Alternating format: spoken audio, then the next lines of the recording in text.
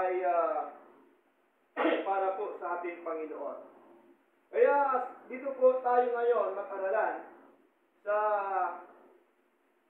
ating binasa po kanina, no? Sa Psalms chapter 23, no? At ito po ay tema doon po sa Thanksgiving sa Muntinlupa, no? Subalit hindi ho na bigyan ng diin, no? Ang mga salita po ng Diyos sapagkat limitado lamang pong oras namin, no? 15 minutes lang po.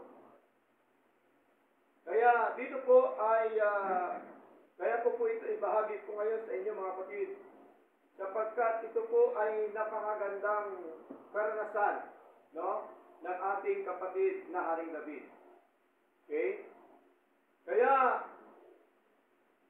dapat po natin makita na ang Book of Psalms is a constant reminder that the people of God to understand their own feelings and experiences always in connection with God.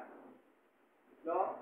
Ito po ang nakasulat sa Book of Psalms, mga kapatid, na kung saan ay ating pumakita na lagi pong ito nagbibigay po sa atin ng reminder, ng paalaala, na kung saan po ay dito po bilang tao ng Diyos ay makikita ho natin na sa ating pong damdamin nandoon po yung pagkaunawa, no? At mga karanasan na kung saan sa atin pong magkaroon ng tinatawag na connection sa ating Panginoon. Okay? Kaya mahalaga yung ating connection sa Lord. Amen po? Mahalaga na tayo po ay nakakonect lagi sa ating Panginoon. Okay? So, ang Diyos natin, tandaan po natin, dinadaluyan po yan ng lahat ng mga bagay sa mundo po ito. Amen po? Siya po yung dinadaluyan.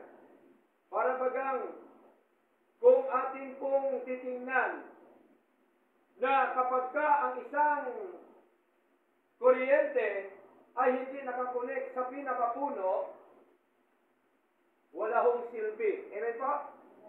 Wala hong silbi. Ganon din po tayo.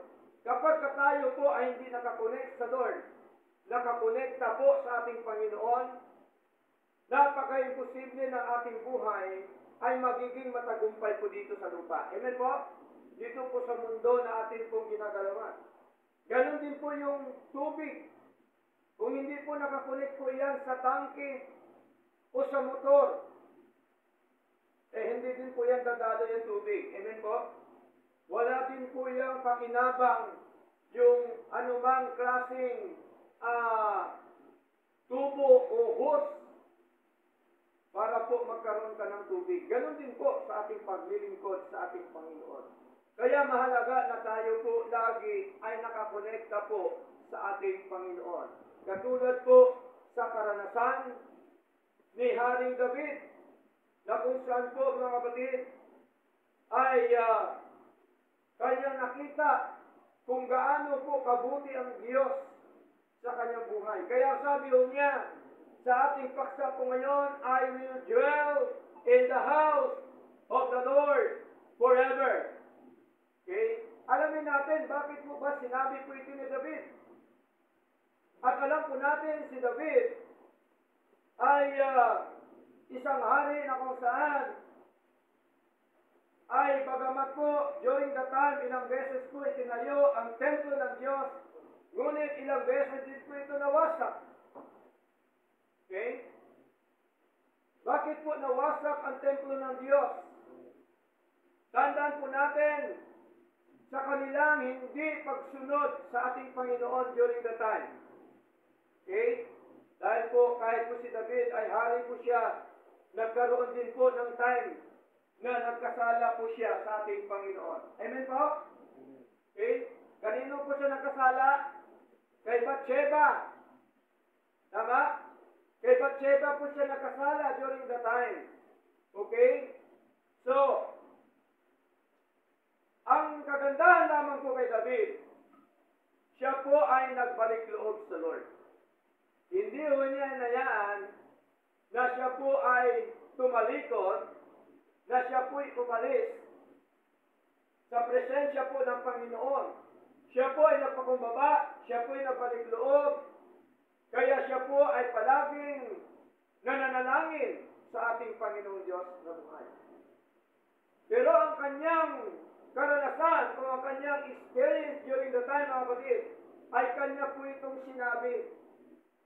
Na ito po yung kanyang sinabi ay ang kanyang actual na karanasan sa ating Panginoon.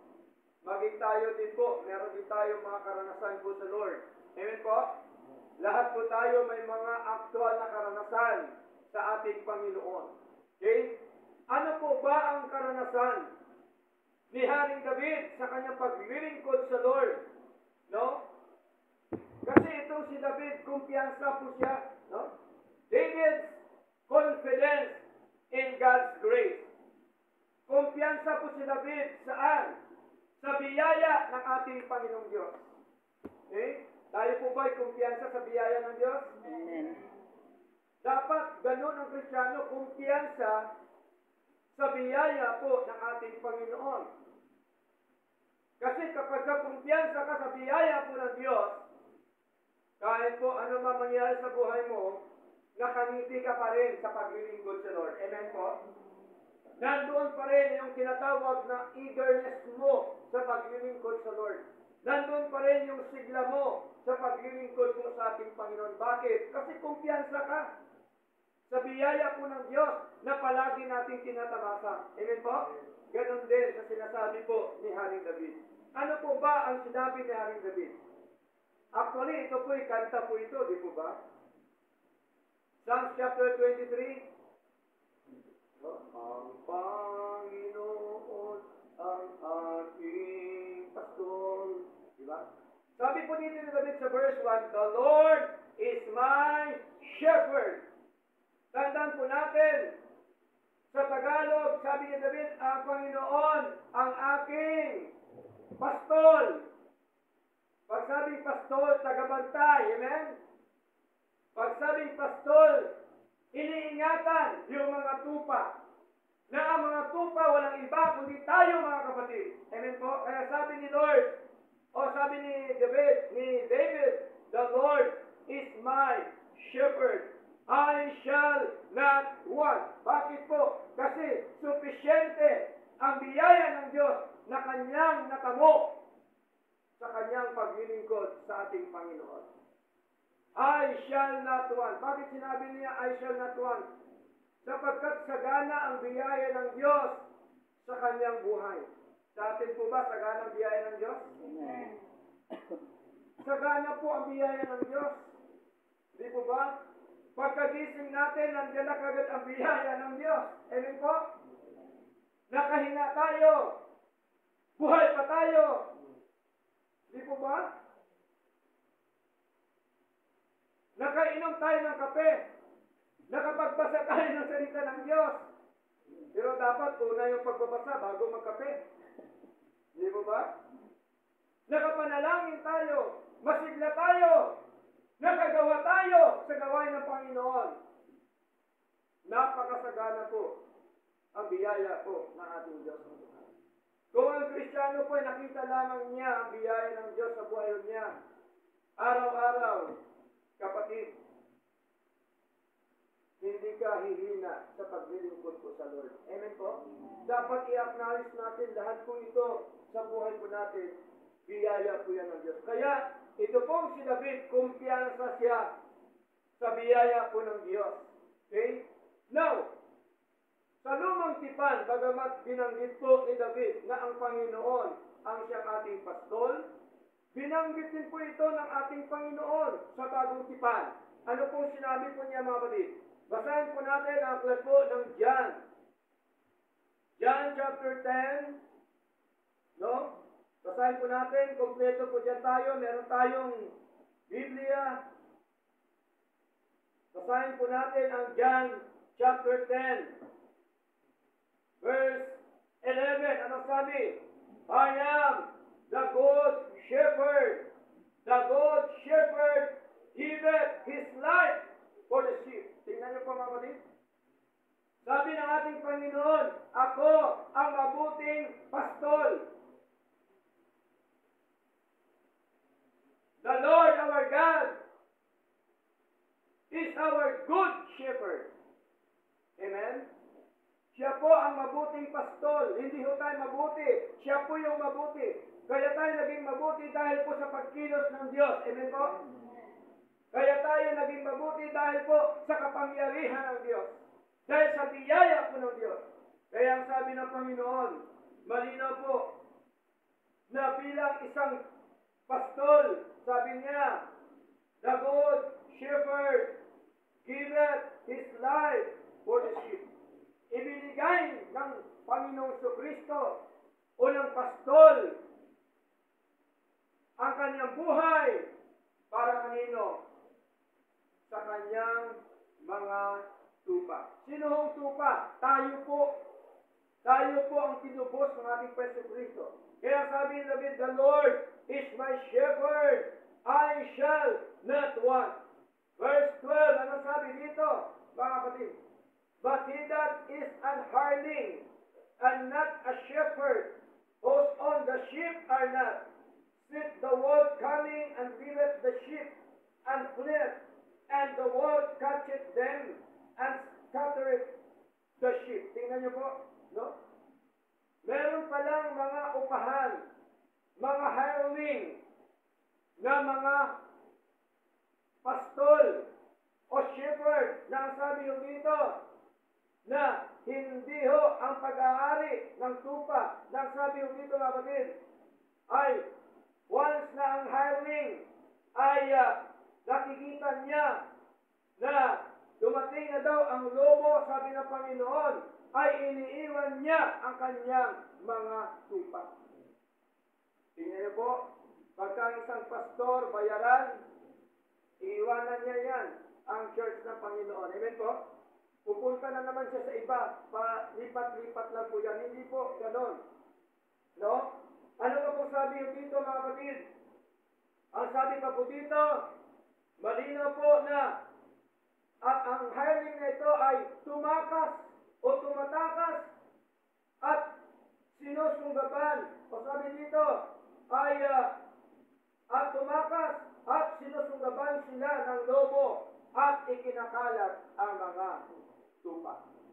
Pagka ang isang church wala nang alaga, sigurado po kakalat po ang tupa ng Diyos. Amen po? Ang mga anak ng Diyos, kung saan-saan po yan pupunta. Okay? So, sa paglilingkod sa Diyos, hindi dapat na ang nangunguna ay hireling. Amen? Upahan. Okay? Salamat sa Diyos sapagkat hindi tayo upahan dito. Amen po? Okay? Ano pa pong sabi dito, mga kapatid? Verse 14. Sabi dito, ni Lord, I am the good shepherd, and know my sheep, and I know of mine. Tingnan niyo po. So, sabi ni Lord, ako ang tunay, ang mabuting pastol. Nakikilala ang aking mga tupa. Nagsasabi ho siya at nakikilala ng mga apo.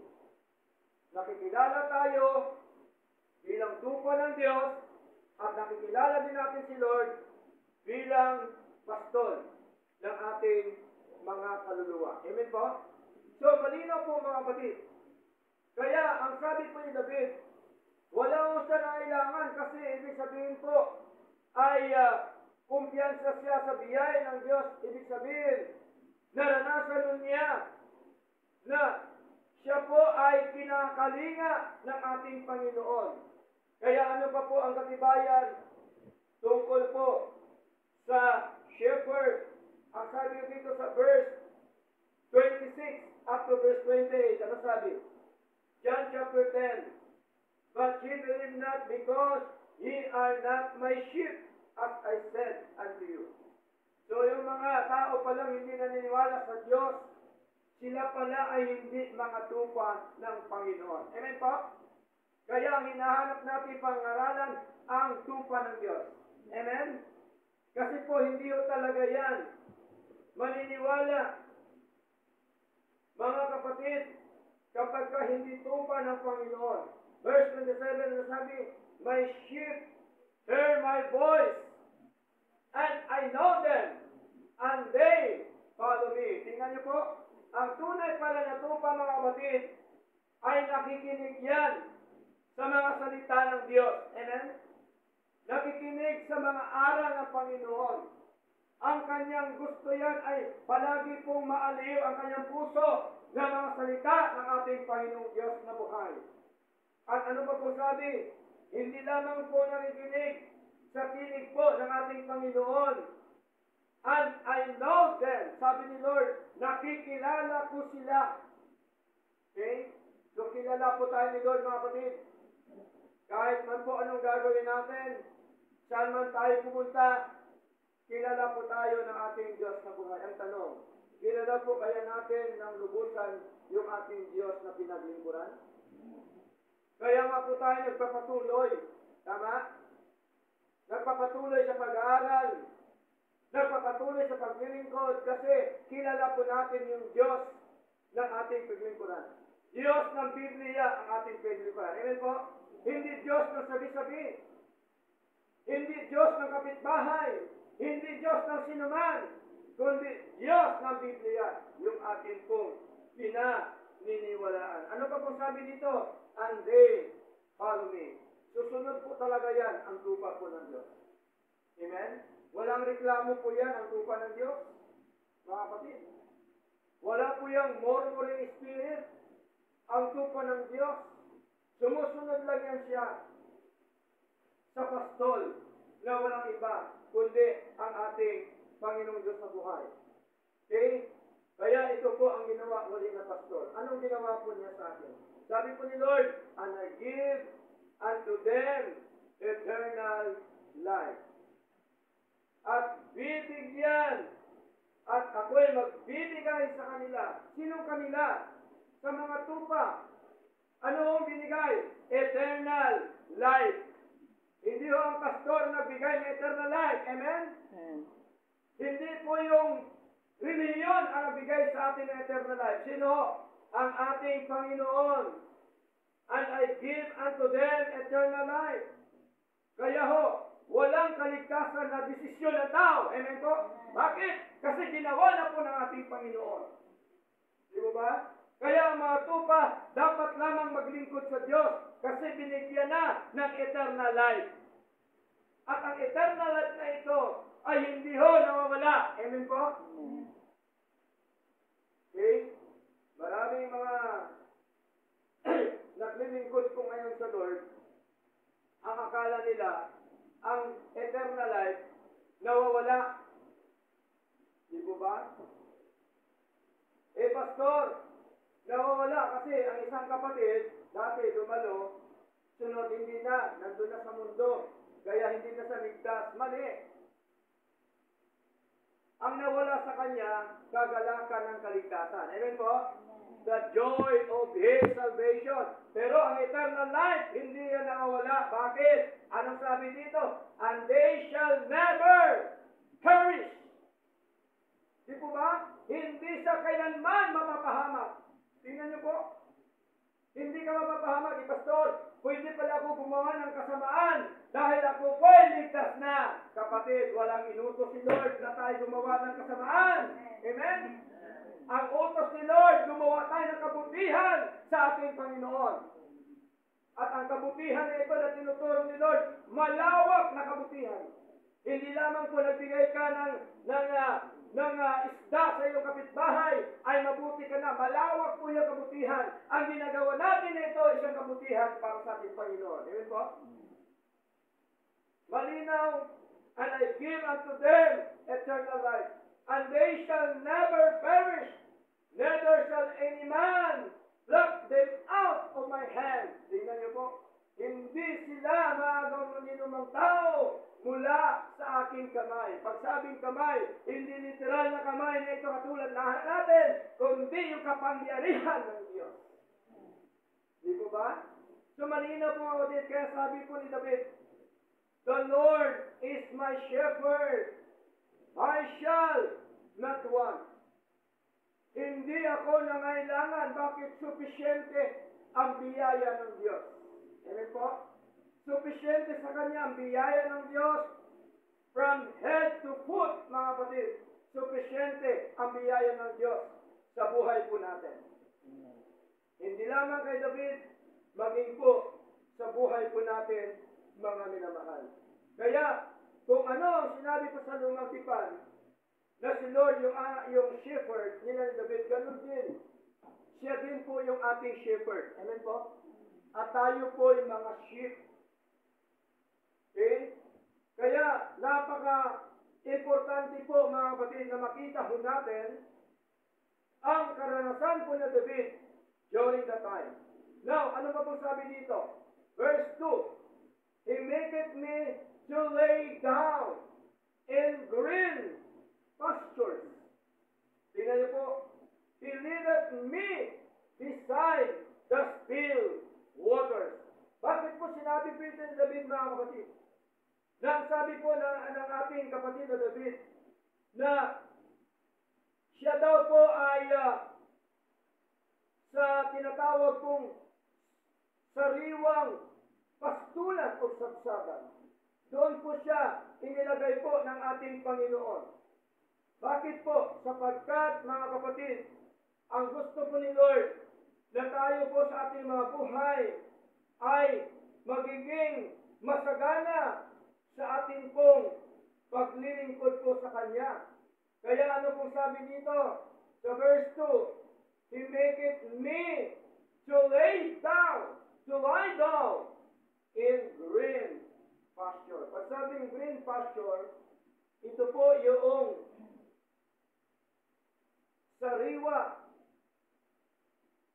na pastulan ng ating Panginoon. Ano po ibig sabihin ng sariwa o yung tinatapag nakita mo yung mga damo na green, di po ba?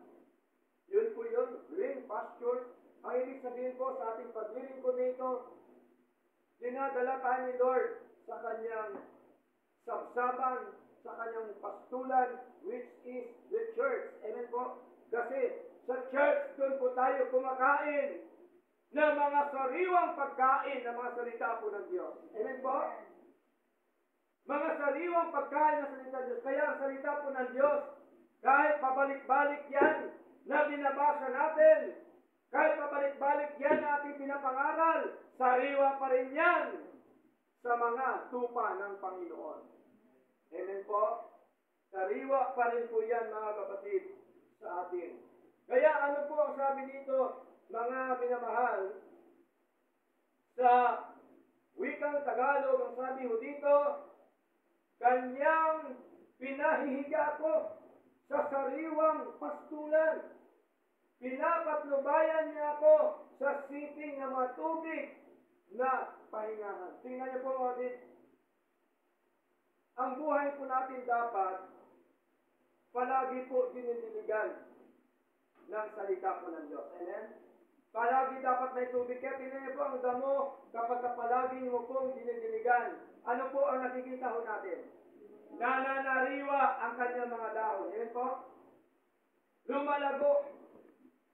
Ganon din po ang ating buhay spiritual. Kailangan po natin ang salita po ng Diyos na katulad po ng isang tubig na naghuhugas sa atin, naghuhugas sa ating puso, naghuhugas sa ating mga sa ating isip, sa ating puso, sa ating buhay. Kaya mahalaga, ito po ang mga salita ng ating Panginoong Diyos na buhay. Okay? So, ano pa po ang sinasabi po dito, mga kapatid? Kaya anong sabi po ng John, chapter 10, verse 9? No? Ang sabi po dito, sa John, chapter 10, verse 9, I am the door. Sabi po ni Lord, by me, if any man enter in, he shall be saved, and shall go in and out, and fine pasture. Tingnan niyo po mga kapatid. So malinaw na kanya po itong ipinaliwanag, mga kapatid, na ang isang tupa dapat pala talaga ay dumaan sa pintuan, hindi o sa bintana. Kasi pag sa bintana, sabi ni Lord, katulad yan ng isang magnanakaw. Okay? Kaya tayo dumadaan sa pinto. Sino ang dinadaanan natin? Si Lord. Tama po? Kaya ang araw-araw nating buhay, talaga hong atin po yan kinukonsulta sa ating Panginoon. Lagi natin pinapanalangin ang ating mga plano, lahat sa buhay po natin, upang sa ganon, mga kapatid, ay magiging matagumpay yung ating pong mga pinaplano, maging matagumpay ang ating ginagawa sa ating pong paglilingkod na ito. Kaya sabi ng ating Panginoon, ako ang pintuan. Okay? Siya ang pintuan. Kaya sabi doon sa John chapter 14 verse 6, I am the way. No? Siya ang pintuan, siya ang daan. I am the way, the truth, and the life. So wala nang iba mga kapatid na daan o pintuan, kundi ang ating Panginoon. Kaya ano sabi yung dito? Ituloy po natin sa pamamagitan ko kung ang sino ng tao ay papasok, siya ay maliligtas. Di po ba? Saan maliligtas mga kapatid? Pagka sinunod natin si Lord, maliligtas tayo sa ating temporal na buhay sa mundo ito. Amen po? Na bagamat po tayo ay ligtas na eternal, kailangan pa rin tayo maligtas temporal sa mundo po ito natin po ginagalawan. Okay? Saan tayo maligtas? Maligtas tayo sa kapahamakan dito sa mundo. Amen po? Kaya tayo nananalangin araw-araw, Lord, nawa, iligtas niyo po kami sa aksidente, sa disgrasya. Tama po? Iligtas niyo kami, Lord, sa masamang kabay ng mga tao. Iligtas niyo po kami, Panginoon, sa mga gawa ng kalaban. That is temporal salvation. Ano pa po sabi dito, mga batid? Ituloy natin. Ano sabi dito? At makapapasok, at makakalabas, at makasusumpong ng pastulan. Sa Lord lamang tayo makakasumpong ng pastulan. Amen po? Ng pagkain ng ating mga kaluluwa sa harapan ng ating Diyos na Panginoon. Kasi tingnan niyo po, sa labas, hindi naman tayo nakakasumpong ng mga bagay spiritual. Tama po? Di po ba? Saan po tayo nakakasumpong? Saan po tayo nakakain ng ating kaluluwa? Dito po sa church. Kasi po, ito po ang tunay na pastulan po ng ating Panginoon. Ito po ang tunay na kulungan na mga tupa po ng ating Panginoon. Kaya ano sabi sa verse 16? Sabi dito, and other sheep, no, may iba pala siyang tupa I have, and other sheep I have, which are not of his fold. Ibig sabihin po, may mga tupa si Lord na sa iba't ibang mga simbahan, mga kapatid. Sabi niya dito, wala sa kanyang kulungan. At ano sabi dito, mga kapatid, malinaw po, them also I must bring, and they shall hear my voice, and there shall be one fold and one shepherd. Tingnan niyo po, mga minamahal. Kaya tayo po ay hindi ho nagagamba kapag tayo po ay kaunti sa pagkatandaan po natin ang naglalagay sa church ni Lord. Hindi po yung tao, kundi ating Diyos. Amen? Amen. Si Lord po ang naglalagay. Ang gawain lamang po ng pastor ay mangaral, magpakain. Saan? Sa tupa ng ating Panginoong Diyos na buhay. Okay? Kaya, hindi ho natin trabaho ang pagliligtas. Si Lord po ang nagliligtas. Amen po? Ang trabaho po natin to share the Word of God. To share the gospel of our salvation.